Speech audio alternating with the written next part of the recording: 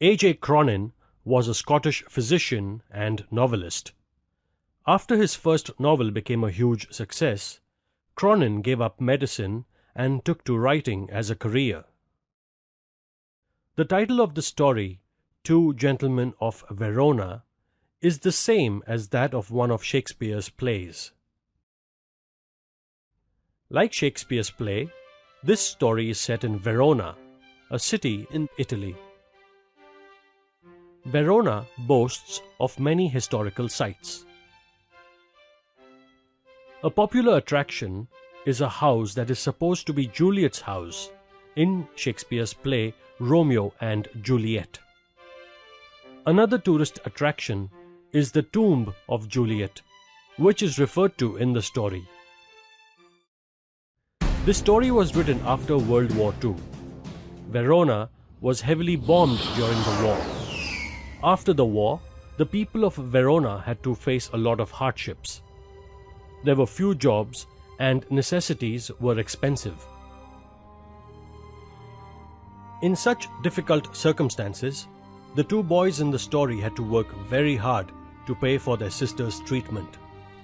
Though they were young, they shouldered their responsibilities with dignity.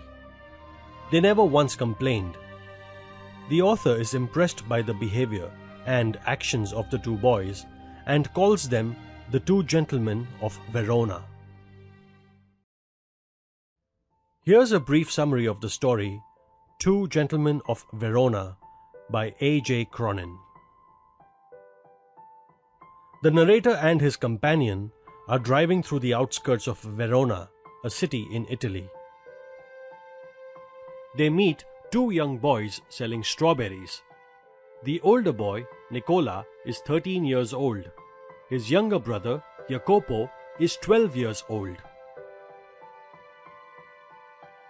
The next morning, the narrator sees the two boys polishing shoes. The boys tell him that they do many things for a living and even give a tour of the town. The narrator asks the boys to take him around. While the narrator finds the boys innocent, he perceives a seriousness and maturity in them as well. In the following week, the boys run many errands for the narrator. He is struck by their willingness to work. He even sees them on a pavement at midnight, waiting to sell newspapers. He asks Nicola if they are saving money to emigrate to America.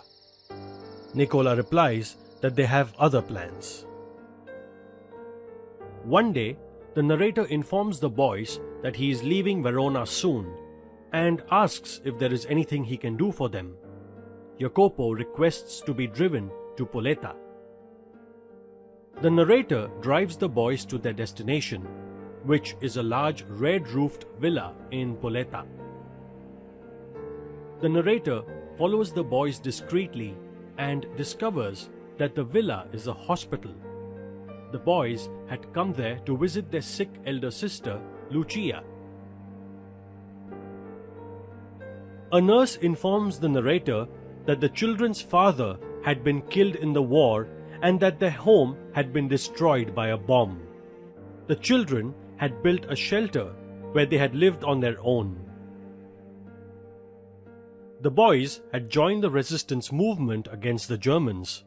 After the war, they had come back to their sister only to find her suffering from tuberculosis of the spine. The brothers had persuaded the hospital to admit their sister. They visit her regularly and pay the hospital expenses every week without fail. The narrator is touched by their devotion.